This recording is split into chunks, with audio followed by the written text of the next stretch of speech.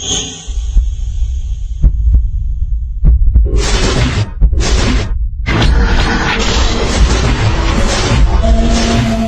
persaudaraan. Melihat fenomena yang terjadi saat ini ya, bahwa antara sesama anggota maupun warga PSHT yang terjadi itu saat ini keadaannya sangat memprihatinkan ya. Sesama anggota saling menyerang, saling menjelekkan, dan saling menjatuhkan.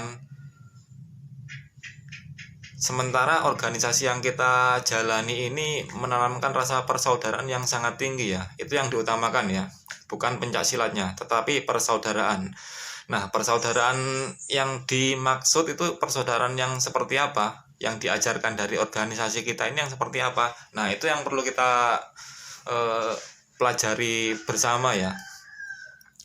Bahwa yang namanya saudara itu kan suatu hubungan batin antara manusia satu dengan yang lainnya yang saling menguatkan perasaan hubungan batin tersebut, yang membuang semua rasa kebencian, rasa emosi. Itu kalau sudah diikat dengan rasa persaudaraan itu semuanya sudah hilang ya. Tetapi kenyataannya yang terjadi pada fenomena kali ini yaitu tidak hanya di atas saja ya, tidak hanya para pemimpinnya, tetapi bagi warga yang mungkin juga tidak tahu, anggota yang tidak tahu. Saya sendiri terus terang tidak tahu apa itu P16, P17, Korlap. Ya cuman tahu lihat-lihat gambarnya saja. Ada gambar Korlap itu kan, kalau di gambar-gambar di grup-grup itu kan banyak ya, bermunculan gambar Korlap, PSHT, Panther, Punjer, lalu apa lagi, dan yang lain sebagainya ya. Begini ya, kalau menurut saya, mungkin ketika kan kita pengesahan dulu, yang saya alami itu kan menggunakan daun sirih ya. Daun sirih itu kan temu ros, yang artinya temuning roso. Berarti di situ kan ada daun, yang namanya daun sirih itu kan ada beberapa rasa ya. Ada rasa pedas, ada rasa asin, dan rasa-rasa yang lain. Itu ketika kita gigit itu rasanya menjadi satu di dalam mulut. Nah, itulah yang dimaksud filosofi ya. Maksudnya adalah filosofi persaudaraan kita yang tidak membedakan suku, ras, agama, dan yang lain-lainnya. Kalau sudah masuk di organisasi ini, sudah menjadi anggota, sudah dikecer, itu berarti sudah menjadi saudara kita.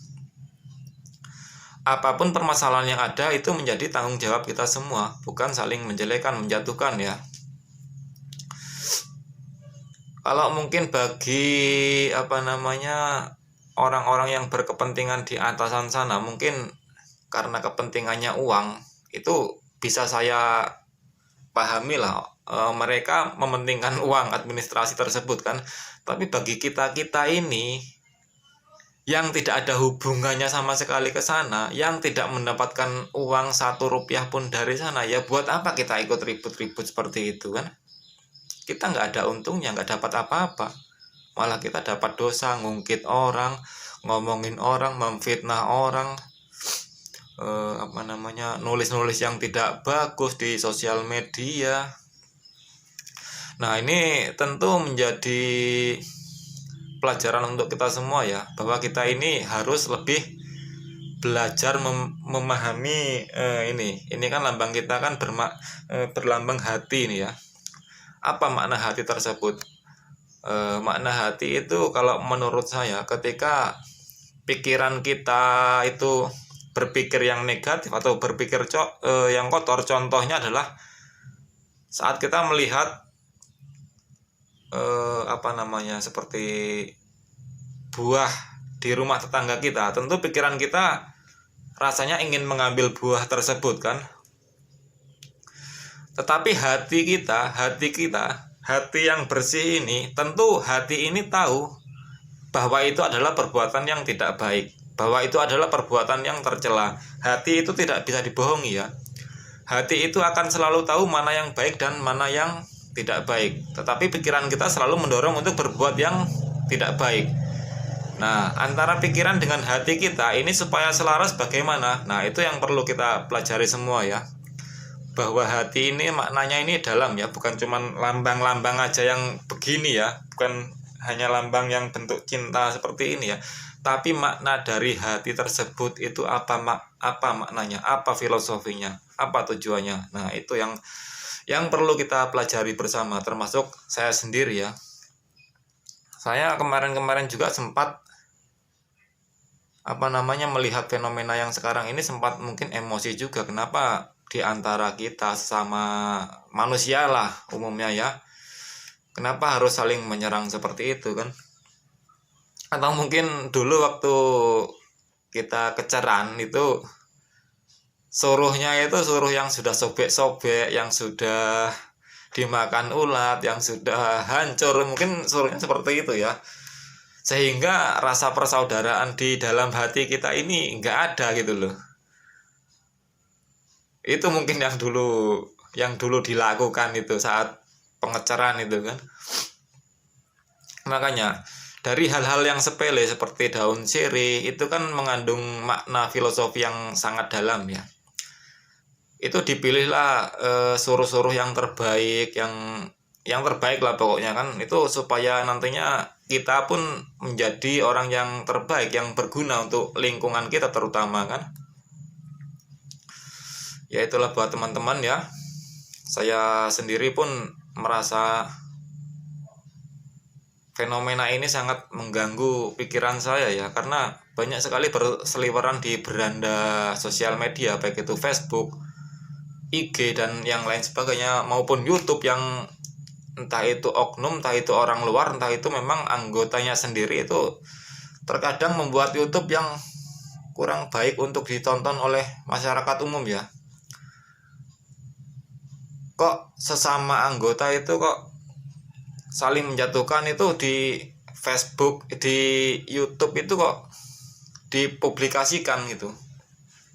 Bahkan orang itu mungkin memanfaatkan keadaan supaya viewernya nambah, subscribe-nya nambah dengan cepat mungkin ya, tapi tidak seperti itu juga ya. Karena berbuat baik itu harus didasari dengan kebenaran ya, bukan didasari dengan kebencian,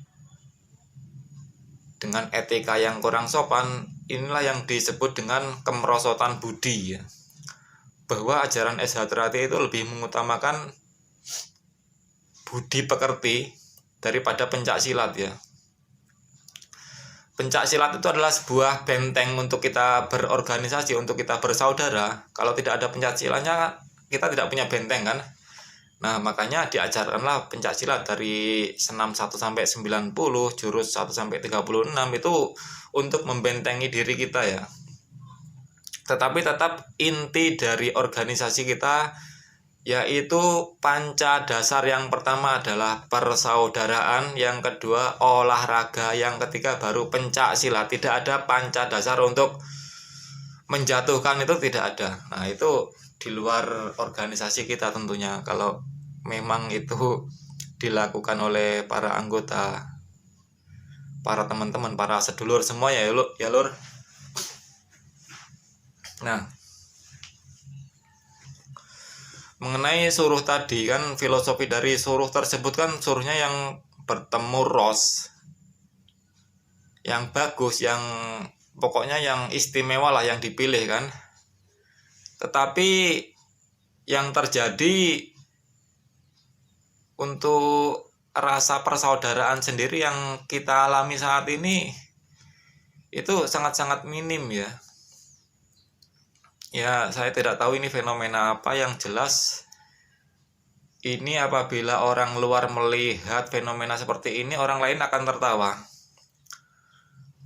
Bukan hanya dari organisasi lain, tapi dari orang awam pun apabila melihat fenomena yang seperti ini, itu mungkin akan geleng-geleng kepala ya. Karena tujuan pencak silat yang bisa diartikan silat itu adalah silaturahmi, saling terhubung antara satu dengan yang lainnya, saling menjaga erat tali persaudaraannya. Tetapi ya seperti inilah yang kita lihat sekarang ini ya.